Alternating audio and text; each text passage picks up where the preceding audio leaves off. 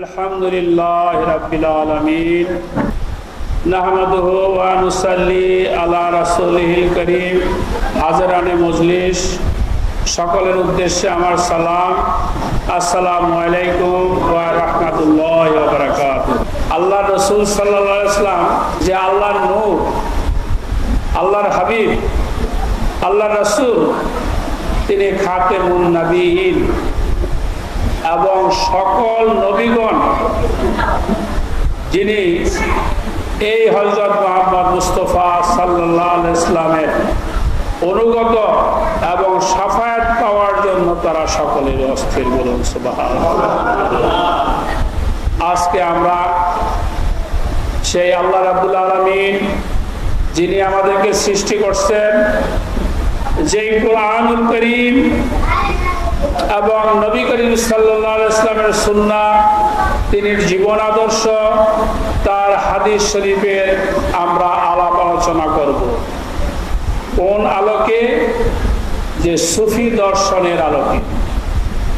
এত দর্শন রেখে আমরা সুফি সাধক, সুফিদের সম্পর্কে, সুফি সাধনার উপরে আমরা কেন আলাপ আলোচনা করব? আপনারা শুনবেন, আপনারা প্রশ্ন করবেন, এবং দূর দূরান্তে যারা বসে আছেন, তিনি আলেমই হন, আলেম নাই হন, তিনি বয়স্কই হন বা তার বয়স কম হোক, আমি সকলকে আন্তরিকভাবে মহব্বতের সাথে আমি এখানে আসবার জন্য তাদেরকে অনুরোধ জ্ঞাপন করতেছি। কারণ দূরে থাকলে এই সুফি সাধনা এবং আল্লাহর নবী, আল্লাহর হাবিব যে তারা কি করেছেন, দূরে থেকে একজন একটা কথা বললেন যে না, এই পীর মুর্শিদরা যারা করে ঠিক না। কেউ বলবে যে ভণ্ডামি করতেছে। যদি কেউ হিংসা করে এই কথা বলেন, তাহলে সে গুনাহগার হবে। আমি তাদেরকে আন্তরিকভাবে আমি এখানে আসবার জন্য অনুরোধ জানাচ্ছি। আপনারা আসুন। সত্যের পথ কোরআন, সত্যের পথ আল্লাহ রাসূল সাল্লাল্লাহু আলাইহি ওয়াসাল্লাম, সত্যের পথ সেই নবী করিম সাল্লাল্লাহু আলাইহি ওয়াসাল্লামের সুন্নাহ, সত্যের পথ আহলে বাইতের পথ, সত্যের পথ সুফি সাধকদের জীবন সাধনার পথ। এখন ঘরে বসে কোনো ছেলে বলবে যে ভণ্ডামি, বাপ শুনবে, মা শুনবে, তারা সেই সন্তানকে কি করবে? তাদেরকে শাসন করবে না। মানুষের গীবত করা জিনার চেয়েও বেশি পাপ। আসুন দরবারে আউলিয়া সুরেশ্বর দায়রা শরীফ থেকে যেই দর্শন আওলাদে রাসূল সাল্লাল্লাহু আলাইহি ওয়াসাল্লাম, হযরত শামসুল উলামা, আলেমদের সূর্য আল্লামা হযরত শাহ সৈয়দ আহমদ আলী ওরফে জান শরীফ শাহ সুরেশ্বরী, তিনি তার পিতা কেবলা হাজ্জিউল হারামাইন আশ-শরীফাইন শাহ সুফি সৈয়দ মেহেরুল্লাহ, যারা আওলাদে রাসূল সাল্লাল্লাহু আলাইহি ওয়াসাল্লাম অর্থাৎ নবী করিম সাল্লাল্লাহু আলাইহি ওয়াসাল্লামের তারা বংশধর। এবং এই হযরত সুরেশ্বরী কেবলা কাবা রাসূল নুমা পীর আল্লামা হযরত শাহ সুফি সৈয়দ ফতেহ আলী ওয়াইসি হুজুরের মুরিদ এবং খলিফা। হযরত সুরেশ্বরী কেবলা কাবার জন্মদাতা পিতা এবং তার মুর্শিদ কেবলা যিনি রুহানি পিতা, তারা উভয়ই ছিলেন নবী করিম সাল্লাল্লাহু আলাইহি ওয়াসাল্লামের আওলাদ। তারা ছিলেন মহান সুফি সাধক, তারা ছিলেন আলেম। শুধু আলেমই নন, তাদের কাছে হাজার হাজার মানুষ পড়াশোনা করে তারও আলেম হয়েছে।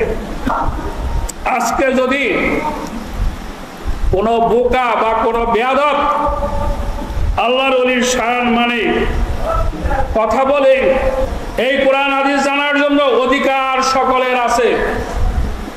কি আছে? আছে স্যার, জি আছে। এবং কোরআন সুন্নাহর বিরুদ্ধে চলার কারো কোনো অধিকার নাই। কেউ যদি কোরআন এবং হাদিস শরীফের বাইরে চলে, তাইলে সে অভিশপ্ত, সে গুনাহগার, সে জাহান্নামী হয়ে যায়। আমি অন্যান্য লোকদেরকে আমি ডাকতেছি, আপনারা আসুন, বসুন, আলোচনা শুনুন, প্রশ্ন করুন। সেই প্রশ্নের মাধ্যমে কোরআন এবং হাদিস শরীফের যদি সঠিক উত্তর যদি না হয়, বিরোধিতা করুন। আমাদের কাজকে বন্ধ করে দেন। কি বলছি কথা বলেন? কিন্তু ঘরে বৈশা দূরে লুকাইয়া যদি কেউ গীবত করে, তাইলে সে গুনাহগার হবে।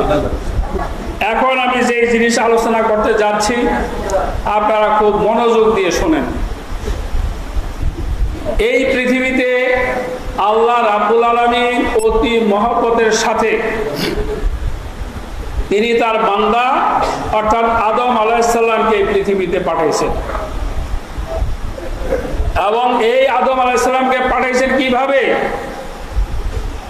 তিনি প্রতিনিধি ওয়াইস কাল রাব্বুকা লিল মালাইকাতি ইন্নী জাইলুন ফিল আরদি খলিফা। আল্লাহ বলতেছেন, আমি এই জমিনে আমার তরফ থেকে আমি একজন খলিফা বা প্রতিনিধি পাঠাইতে চাই। সে কে? সে আদম। আমি কথা বলবো, যদি আপনারা শোনেন, আল্লাহ যদি আমাকে তৌফিক দান করেন, আমি দিনের পর দিন রাতের পর রাত বলতে চেষ্টা করব, যদি আমার শরীর স্বাস্থ্য আল্লাহ আমাকে হায়াত দারাজ করেন। আমি শুধু চুম্বক কয়েকটা কথা বলবো। আল্লাহর কোনো আওলাদ নাই, আল্লাহর কোনো শরীক নাই, আছে? তাইলে আল্লাহর যে প্রতিনিধি শব্দের অর্থ কি? আপনাদের সকলের বুঝের জন্য একটা কথা বলি। পৃথিবীর যত দেশ আছে, প্রত্যেক দেশের থেকে একজন করে অ্যাম্বাসেডর বা হাই কমিশনার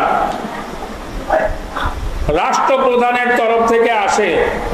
এই বাংলাদেশে যেমন আমেরিকার অ্যাম্বাসেডর আছে, ইংল্যান্ডের যেমন সেখানে হাই কমিশনার আছে, তারা যা সাইন করবে তাদেরকে পাওয়ার দিয়ে দিছে সেখান থেকে, যে তুমি যা সাইন করবা সেই সাইনটা আমার। কার? বাংলাদেশের রাষ্ট্রপতি পাওয়ার দিয়ে দিছে, যেসব অ্যাম্বাসেডর হাই কমিশনাররা দূরে আছে। বাবা, কথা একটু বোঝার জন্য বলতেছি। তারা সাইন করলে যদি বাংলাদেশের রাষ্ট্রপতির সাইন হয়ে যায়, পৃথিবীর অন্যান্য দেশের রাষ্ট্রপতিদের যদি সেই সাইন হয়ে যায়, এটা তো একটা আইন, প্রোক্লেমেশন যেটাকে বলা হয়। এবং আল্লাহ রাব্বুল আলামিন খুব তার কুরআনুল কারীমের দ্বারা তিনি ঘোষণা দিয়েছেন আল্লাহর প্রতিনিধি পাঠানোর জন্য। যেই আল্লাহ রাব্বুল আলামিন এক, যিনি অদ্বিতীয়, যার কোনো শরীক নাই, তার প্রতিনিধি কিভাবে হয়? আল্লাহ তাআলা কি ক্ষমতা দিচ্ছেন? প্রতিনিধি শব্দের অর্থ কি বলছি, আমার কথা বলেননি? আমি সাধারণ অর্থে আমি যদি বিশ্বাস করি, বুঝবো যে আল্লাহর ফুল পাওয়ার নিয়ে আসে তার বান্দা। কোন বান্দা? মুমিন বান্দা। মুমিন বান্দা না, কথা বুঝতে হবে, মুমিন বান্দা। এবং সে কি? সে আল্লাহর ওলি। ওলি শব্দের অর্থ বন্ধু, ওলি আল্লাহ। এই বান্দার ভিতরে তো একটা ক্লাসিফিকেশন হয়ে গেছে, কি ব্যাপার হয়েছে না? এরা কালে কালে যুগে যুগে পৃথিবীতে এসে তারা নাফরমানি করার কারণে সেখানে কি করছেন? তিনি নবী, রাসূল এবং পয়গম্বরদেরকে পাঠাইছেন। কি জন্য? হেদায়েত করার জন্য। সেই হেদায়েতটা কোন ইয়েতে রওয়ায়াতে 1,24,000 বা 2,24,000 বা 36,000 নবী, রাসূল, পয়গম্বরগণ আসছেন। তাদের ভিতরে সর্বশেষ কে? আল্লাহর হাবিব খাতেমুন নবীন হযরত মুহাম্মদ মুস্তাফা সাল্লাল্লাহু আলাইহি ওয়াসাল্লাম। তার কাছে কি? আল্লাহর খাস কোরআন।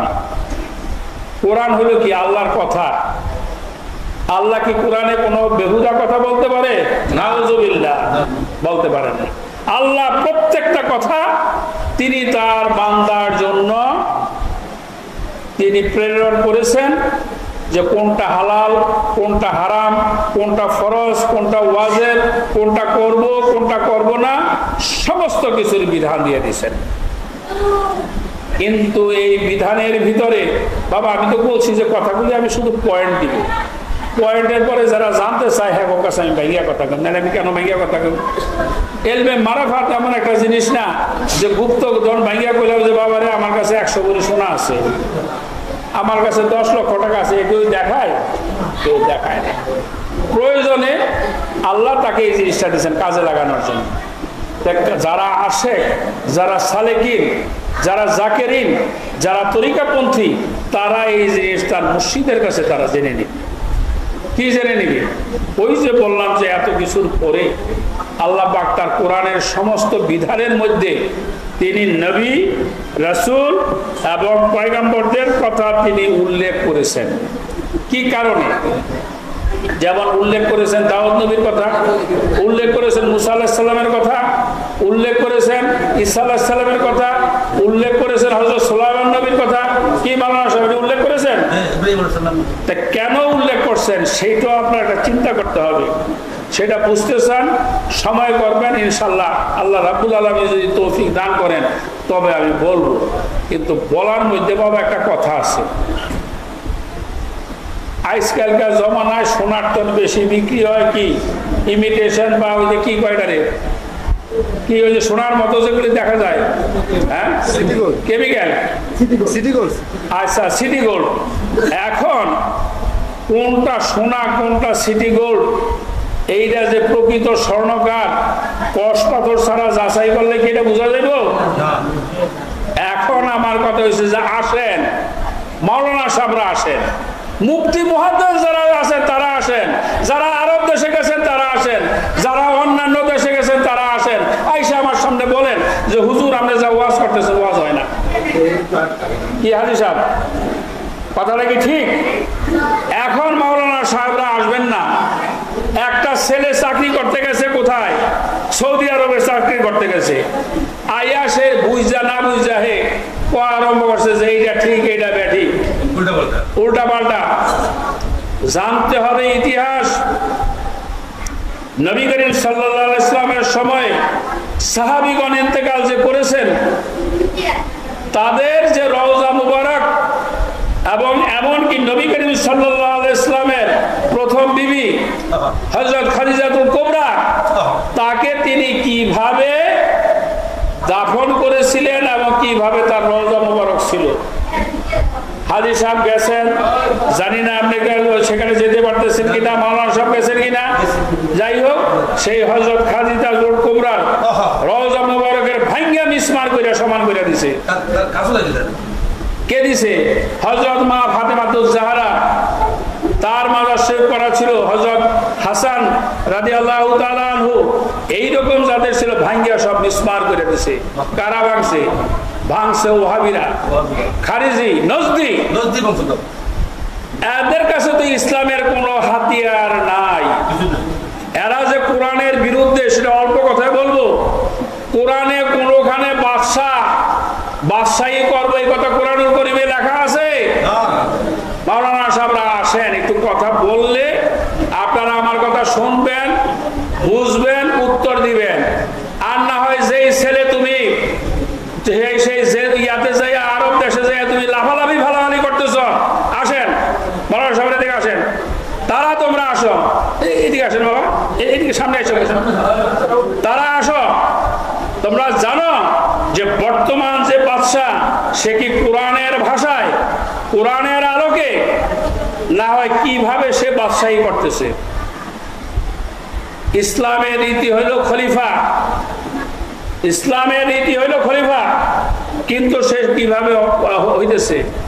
একজন বাদশাহ সে কোরআনের বিরুদ্ধে, অথচ তার পাশে হইল কি ইরাক, তার পাশে হইল ইরান, যেই ইরানে বর্তমানে পৃথিবীতে 4টা সফটওয়্যারের মাধ্যমে ইংরেজি, উর্দু, আরবি, ফার্সি 4টা ভাষার মাধ্যমে সমগ্র বিশ্বে কোরআনের ভাষা, কোরআনের আদেশ, কোরআনের সম্পূর্ণ কথা, ব্যাখ্যা, তাফসীর, সেই সঙ্গে হাদিস শরীফ এবং যারা আহলে বাইত আওলাদে রাসূল সাল্লাল্লাহু আলাইহি ওয়াসাল্লামের তাদের কথা সেখানে বিস্তার করে দিয়েছে।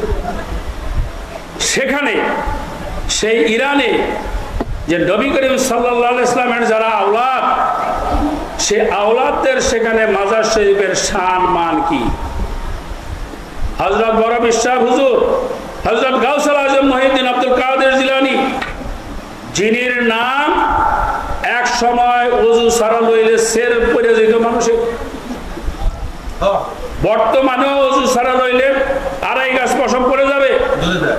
সেই হযরত বড় বিশ্বাস হুজুরের শান মান তাদের সঙ্গে না বুঝা যদি কেউ একটা কথা বলে, আমি বলবো অজ্ঞান, আমি বলবো যে সে বুঝে না।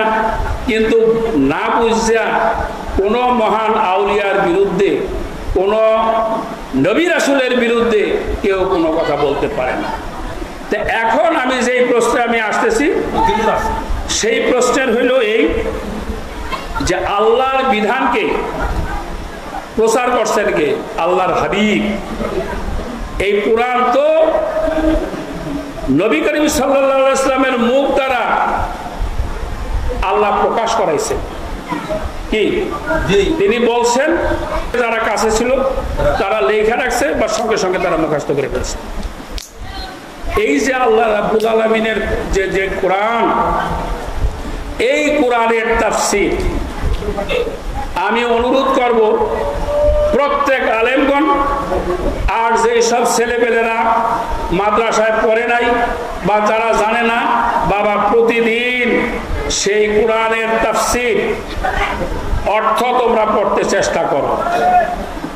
কোন লোক কোরআনুল করিম যদি 30 পারা যদি ঠিকভাবে পড়ে, এই আধ্যাত্মিক জগতের কথা, সুফি জগতের কথা, পীর মাশায়েখের কথা সম্পূর্ণভাবে সেখানে লেখা আছে। অত্যন্ত দুঃখের বিষয়, বর্তমান জমানায় সেই ইসলামী শিক্ষার জন্য বহু মাদ্রাসা আছে, কিন্তু শোনা যায় কোন কোন মাদ্রাসায় পূর্ণ 30 পারা কোরআনের তাফসীর করা হয় না, সেখানে তাদেরকে সেই জিনিসকে শিক্ষা দেওয়া হয় না। এখন এইসব ছেলেপেলেদেরকে হাদিস শরীফ শিখায়, খুব সুন্দর কথা, কিন্তু সেই হাদিস শরীফটা হইতে হবে সহিহ।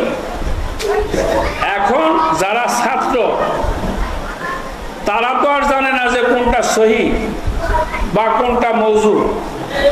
এখন এইটার দায়িত্ব হইল উস্তাদের, যে বাবা তোমরা এইটা সহিহ, তোমরা এটা পড়ো।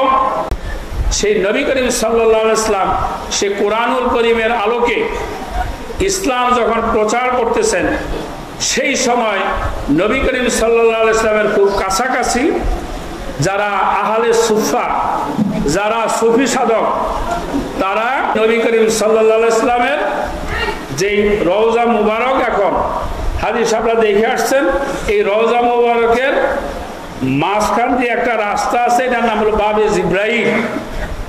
বাবে জিব্রাইল দিয়ে ঢুকলে দক্ষিণ পাশে হযরত নবী করিম সাল্লাল্লাহু আলাইহি ওয়াসাল্লামের রওজা মুবারক, এবং রাস্তার উত্তর পাশে যারা আহলে সুফা যাদের ছিলেন তাদের জায়গাটা একটা উঁচু ভিটির মতো আছে।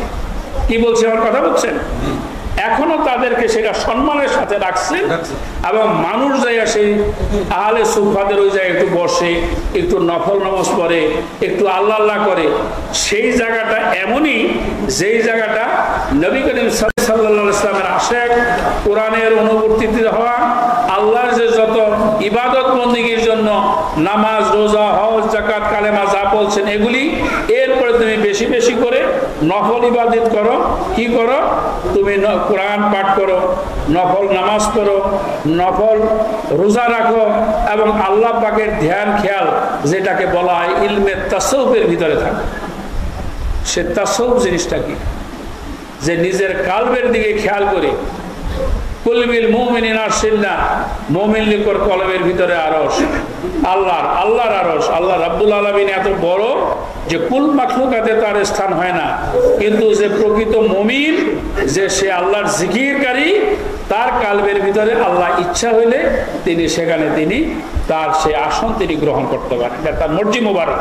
আচ্ছা, এই জিকির করতে করতে করতে করতে যখন মানুষ তার আত্মা, তার দেহ, তার মন, তার ঈমান, তার আমল, তার আখলাক সমস্ত কিছু যখন তার ঠিক হয়ে যায়, তখনই সে সুফি সাধনার ভিতরে প্রবেশ করলো। একটা